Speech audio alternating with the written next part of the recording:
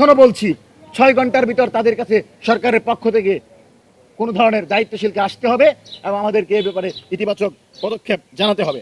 দয়া করে জুলাইয়ের পক্ষে আসেন, গণরায় বাস্তবায়ন করেন, আমাদেরকে মাঠে নামতে বাধ্য করবেন না। বাংলাদেশের আপামর ছাত্র জনতাকে সাথে নিয়ে 12 তারিখের পর আমার আন্দোলনের ঘোষণা দিব।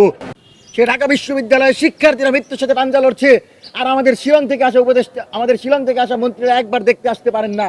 অথচ আওয়ামী তারেক যখন নির্বাচন কমিশনের সামনে দাঁড়িয়েছিল, অত্যন্ত কান্নাকাটি গাড়ি মাড়ি নিয়ে সবাই উপস্থিত ছিল বিএনপি।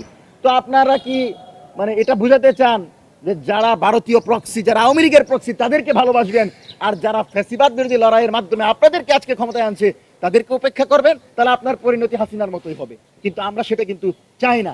এখনো বলছি 6 ঘন্টার ভিতর তাদের কাছে সরকারের পক্ষ থেকে কোনো ধরনের দায়িত্বশীলকে আসতে হবে এবং আমাদেরকে এ ব্যাপারে ইতিবাচক পদক্ষেপ জানাতে হবে।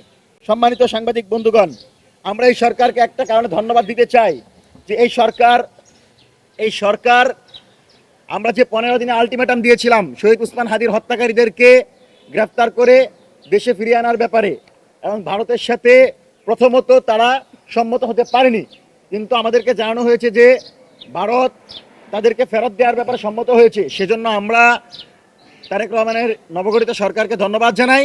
তবে আমরা আশঙ্কা মুক্ত নই, আমরা আশঙ্কা এখনো আছে বলে মনে করি।